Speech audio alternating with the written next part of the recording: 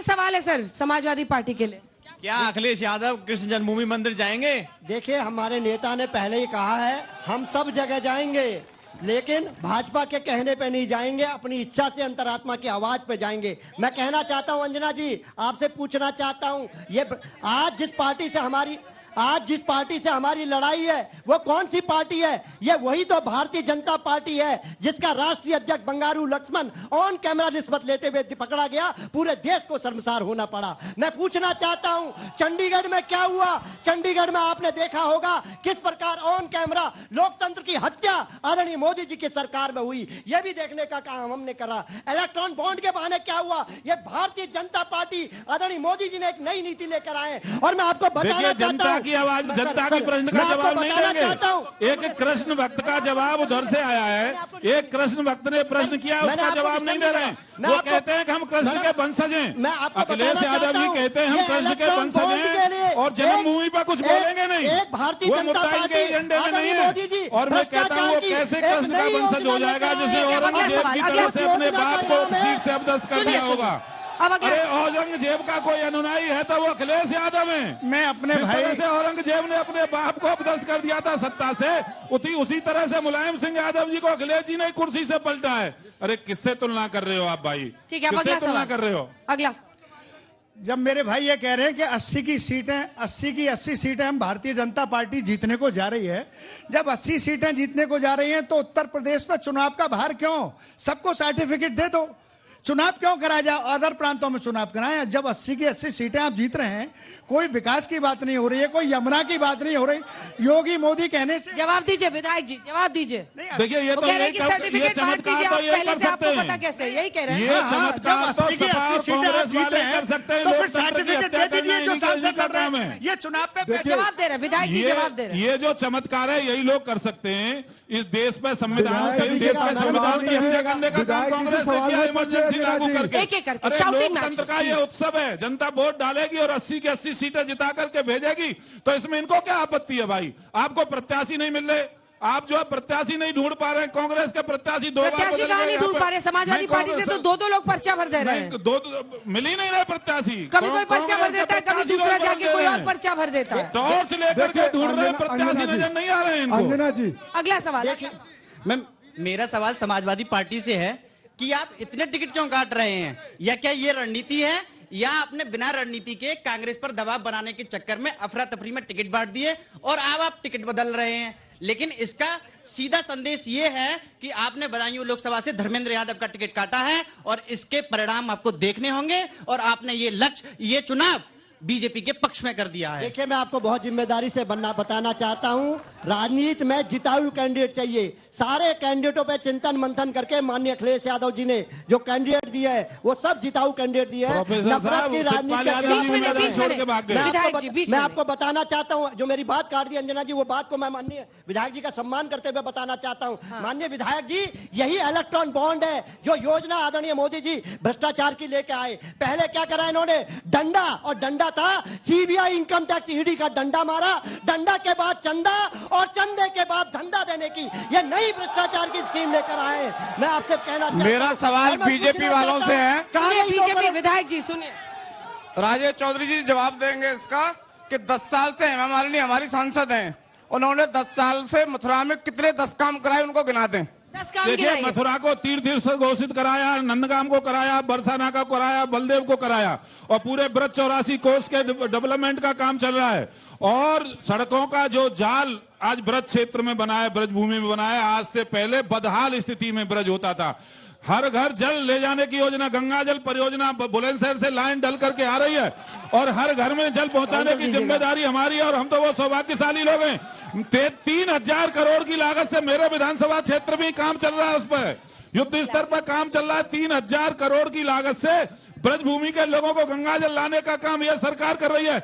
ऐसे अनेक काम है, ऐसे अनेक काम है। आप आकर के देखो ना, जिस तरह से भगवान कृष्ण के समय ब्रजभूमि होती थी, एक कल्पना करके दुनिया से लोग यहाँ थे और ये कल्पना करते हैं कि जैसे कृष्ण के समय पे ब्रज होता था, उसी तरह का उसको मूल स्वरूप में ले जाने का काम हमारी सरकार कर रही है। कांग्रेस महंगाई के लिए क्या करेगी? कांग्रेस पार्टी देखिए, सरकार नहीं चला रहे, लेकिन आप चाह रहे हैं कि क्या है उनका रोड मैप? हाँ जी, देखिए, महंगाई खत्म करने के लिए क्या कीजिएगा? 2 काम बताइए जल्दी। देखिए, महंगाई खत्म करने के लिए सबसे पहले तो हमारे जो अर्थशास्त्री हैं उन लोगों ने एक रोड मैप तैयार कर रखा है। राहुल गांधी जी ने कहा है कि देश के युवाओं को जो मोदी जी ने बेरोजगार कर दिया, नौकरी नहीं दिया है, उनको 1 लाख रुपए हर साल दिए जाएंगे। तो पहला काम है गरीब महिलाओं को पैसे दिए जाएंगे, जिससे पैसा कि देने वो से महंगाई कम हो जाएगी। अरे कम से कम अफोर्डिंग कैपेसिटी तो बढ़ जाएगी, कुछ खरीद तो सकते हैं। इन लोगों को तो छोटे कार्यकर्ता, महंगाई रोकने का तरीका नहीं कहा जा सकता। महंगाई कैसे रोकेंगे? देखिए, भाजपा को तो हमला करते करते रोड मैप तो बताइए विपक्ष का, नौकरियों का, महंगाई का। उसने पूछा पहले महंगाई बताइए, महंगाई जवाब दे रहा हूँ।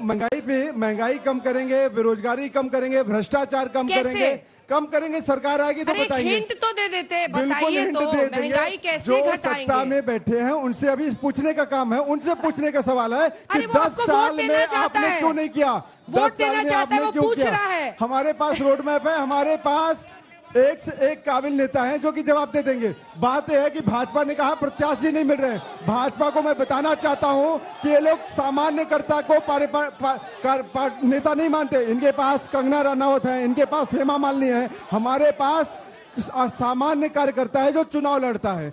कोई स्टार कैंडिडेट नहीं होता। नवरात्रे चल रहे हैं, आपके नेता कहते हैं शक्ति को अंत कर देंगे, आपके नेता कहते हैं कि बच्चों से गलती हो जाती है। आप दोनों ये बता दें कि महिला सशक्तिकरण के आपके लिए आपकी सरकारों ने क्या किया और आगे आप क्या करने वाले हैं पैसे बांटने के अलावा? रावण के पास भी शक्ति थी और राम के पास भी शक्ति थी। राम की शक्ति थी देश के लिए, राष्ट्र निर्माण के लिए। रावण की शक्ति थी सत्ता लोलुपता के लिए। तो जो रावण की शक्ति है उसको नष्ट करना है। जो सत्ता में बैठी हुई रावणी असुरी शक्ति है उसको नष्ट करेगी जनता जनार्दन। गौ हत्यारों को जो चंदा लेते हैं, जो जनता से झूठे वादे करते हैं, उन सारी ताकतों को नष्ट करना है इस चुनाव में।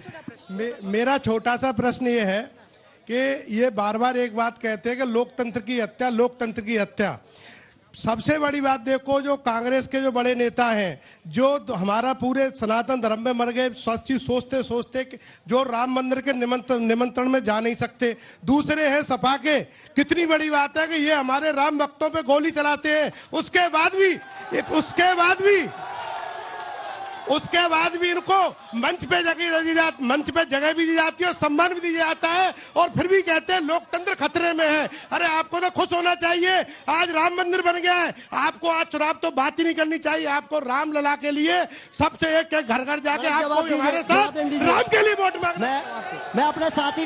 मैं अपने युवा साथी को बताना चाहता हूं लोकतंत्र खतरे में कैसा है। चंडीगढ़ में आपने देखा किस प्रकार लोकतंत्र की हत्या हुई। अगर सुप्रीम कोर्ट नहीं होता तो हमें और आपको न्याय नहीं मिल पाता। मैं पूछना चाहता हूं, आज यहाँ की जनता पूछ रही है आदरणीय मोदी जी से। सुप्रीम कोर्ट अच्छा काम कर रहा है ना? सुप्रीम कोर्ट काम कर रहा है, लेकिन भारतीय जनता पार्टी तो लोकतंत्र की हत्या कर रही है ना। सुप्रीम कोर्ट ठीक काम कर रहा है, नहीं कर रहा है? आपके नेता कहते नहीं कर रहा है। मैं आपको बताना चाहता हूँ किससे न्याय मिला। मैं कानून का विद्यार्थी हूँ मैम, मैं आपको बताना चाहता हूँ बहुत जिम्मेदारी से। और आज जो जनता पूछना चाहती है मथुरा की, वो पूछना चाहती है कि 2 करोड़ नौकरी की बात हुई थी, 20 करोड़ नौकरी कहां चली गई? आदरणीय मोदी जी बताने का काम करें। काले धन लाने की बात हुई थी, काला धन तो छोड़िए, सफेद धन लेके औद्योगिक मित्र चले गए। मैं पूछना चाहता हूं 15 लाख अकाउंट में आए थे, किस किस के 15 लाख अकाउंट में आ गए? पूछिए जनता से किस किस के। ठीक है दीपक जी, महिलाओं वाले मुद्दे पे वो सवाल करे, उसमें मैं जोड़ना चाह रही हूँ। आज हम मथुरा से शो कर रहे हैं और देखिए आज ही के दिन रणदीप सुरजेवाला का जो बयान था हेमा मालिनी पर,